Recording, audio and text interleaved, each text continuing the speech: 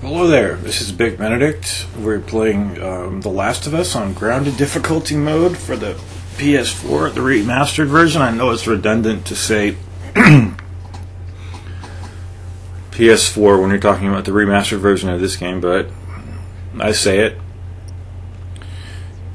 Okay, so when I did this graveyard section on my survivor difficulty guide, I had Bill kill most of these enemies. And I even tried to do it earlier tonight, and there's like 10 to 12 of them, and it just takes too long. And I said to myself, well, I'll just speed the footage up. And I could have done that, but I kept getting just killed on like the last couple, just by simple mistakes. It's highly possible to kill all these guys without doing anything but just standing back and letting Bill kill everybody. There are many bottles and bricks around everywhere. The only time you need to throw a bottle or brick is if any of your teammates gets grabbed. You just throw the brick and that saves them. But Bill will push them off so frequently without you even having to do anything. But I said to myself, I'll just do it this way. I'll just do it the way everybody else does. I don't want to be exempt from the way that they want you to do it. So I frequently mess up when I have to walk slowly. I go too fast, and that's why I'm really glad that I know of this strategy here. That I read it on somebody commented on another guide, and I'm like, when I started playing this, I'm like, thank God there's another way, rather than just lightly moving the left analog stick. And this is that way. And it sacrifices nothing except a little bit of your visibility because it puts the character up closer to the screen. But you walk at the exact same speed. So it's just absolutely perfect. So there's 3 patrols of these clickers here. There's the first batch, which you saw, which is only 2, and then there's this batch, which is 4 or 5. So maybe there's not 8 to 10. Maybe there's about 7. But you simply need to walk. Now, if I had a bottle here, I could have just thrown her off course. So we ended up really grazing by one another, and I thought I would get grabbed the entire time.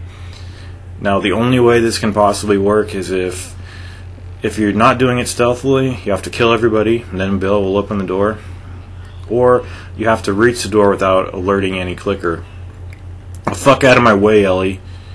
God, that was pissing me off when I was playing, and seeing it now, I remembered it. So, if you approach the door, Bill will go into that mode where he opens the door with his key.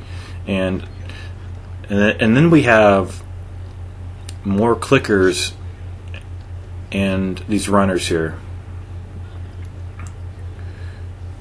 So you will do a violent takedown on the last one of these runners. There's 3 of them here. There's 2 up there and 1 to the left. And then you can either run to the end or try to kill everybody. And I'm going to be showing you how Bill operates up here because I want to kill everybody and then loot everything. I don't just want to run through it, but I did make a mistake after Ellie goes through the cat door or the dog door because I fired the shotgun accidentally because I'm still unused to these controls. And some of you might say, well, get used to them quicker. I'm sorry, but I can't. Actually, fuck that. I'm not going to say sorry. I don't apologize for anything. Unless I did something morally wrong. So we'll do a violent takedown on this guy, and then all hell will break loose. There will be about 2 clickers and several of these runners, and I believe you're going to see me press. Okay, so that is violent, that is loud, that's going to cause everybody to start running at us. But I imagine you can just do this stealthily too. In my other guide on Survivor, I did it the exact same way, I believe. And it takes quite a while. So I might have to talk about other things. Possibly Ninja Gaiden 2, since that is the greatest game ever made. I was talking about that when... okay, so basically it's fine to clash with the clickers You know, even, I mean, no, excuse me, it's not find a clash. Then what am I talking about? It's find a clash with the runners, but not the clickers. You could punch a clicker off when you're struggling teammates that has that danger sign over them. So this was a good opportunity to get this guy when he's recovering from his jump over here and just kill him. And then what you Bill will kill with his machete, and he will also sometimes shoot his shotgun, but he mostly uses his cleaver.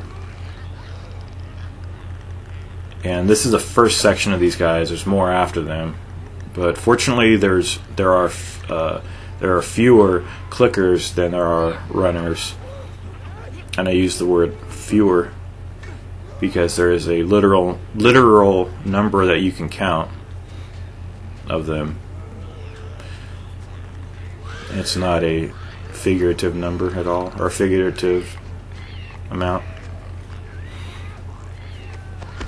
Okay, so we're going to take him out with one swipe and just prepare a brick for any time one of your teammates. But yeah, when I was doing I had planned to do a Lords of Shadow 2 guide, but I often say that I lose interest in projects, but the thing is, and I even wrote this on Twitter and then deleted it because sometimes I delete things, just like I delete guides. I just said I stopped doing the Lords of Shadow 2 guide, and I just said no more recoverage of games. New channel rule: no recoverage of games, except Ninja Gaiden 2, because that game is not. It's just exempt from that rule because this channel will always feature that game.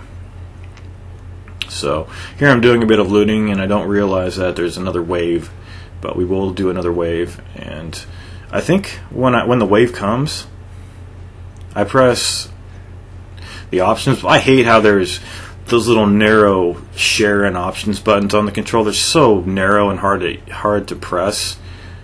Get that share button off of there, piece of shit. Who wants to share? I mean, I'm sharing. I'm doing it the normal way.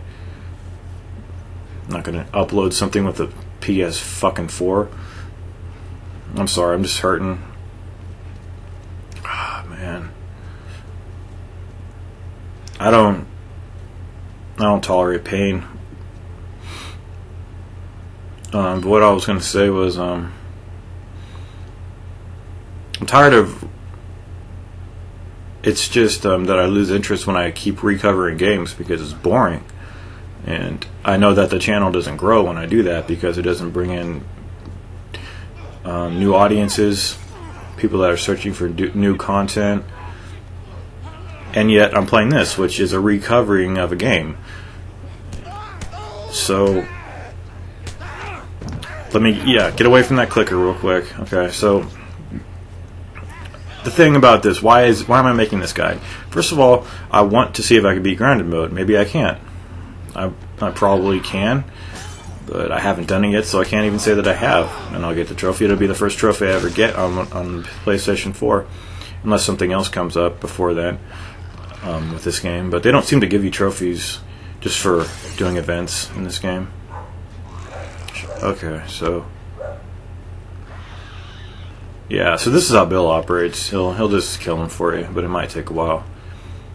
So the person, the party to whom I sold my PlayStation 4, they said it was defective, but it was just that I had left the device in safe mode, and they thought it was defective. So it actually all ended out for the best because I did lose some money on the sale, and might as well keep the PlayStation 4.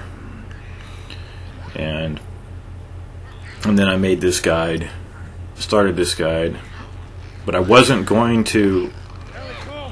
The reason. Where was it going? I was watching this footage so intently that I lost track of thought. I said to myself, I'll do a guide for this difficulty mode if I don't have to play through hard and then survivor to get grounded, because there's no way. I don't want to play the campaign more than one. I don't want to have to unlock anything. So I did some research and I found out that grounded mode is accessible right from the beginning, and I said I'll do the guide. It was an instant decision. You know, as long as I don't have to unlock anything and I can just play right away, then I'll do it. So later on that evening, I started playing and recording the guide. And one of the reasons is because I know this is popular right now. And I hate to do things that are just popular, but sometimes you have to just kind of bite the bullet when you know something's popular, and it'll draw in a lot of people. We all do it. We all have to do it. So I decided to do it, you know, because I knew it was popular. I knew it hopefully would get me some new audience members, build my numbers. And I really like this game too. It just takes some getting used to,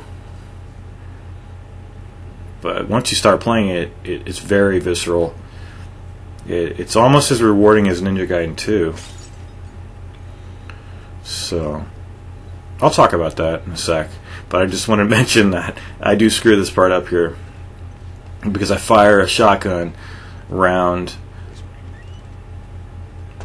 and maybe I'll never get used to the controls. Maybe they won't even give me the trophy because they know I suck so hard.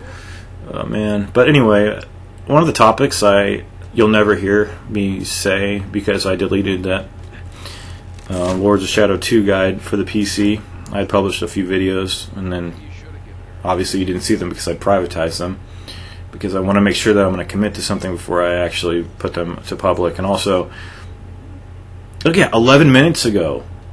So once you do the graveyard, you don't get a checkpoint for a damn long time. And here is a screw up.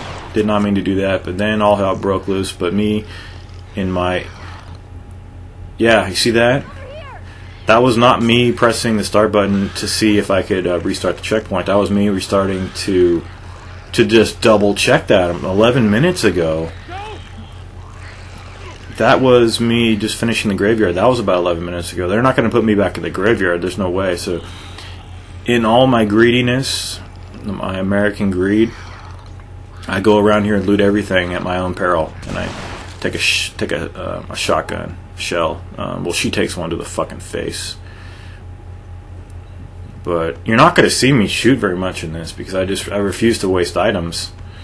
This is a game about conservation. So one of the topics I was mentioning in that Ninja Gaiden 2 video, sorry to be so circumlocutory about it. I hope I said that right.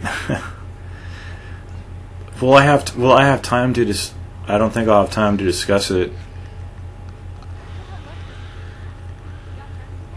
But yeah, because the house is on the other side of that school. Wait, oh, see, I pressed it again, and I'm like, are you sure? It's 11 minutes, so not too bad. I mean, there's something in this greenhouse over here, or this shed. It's not a greenhouse. What's in here? Nothing. Oh, okay.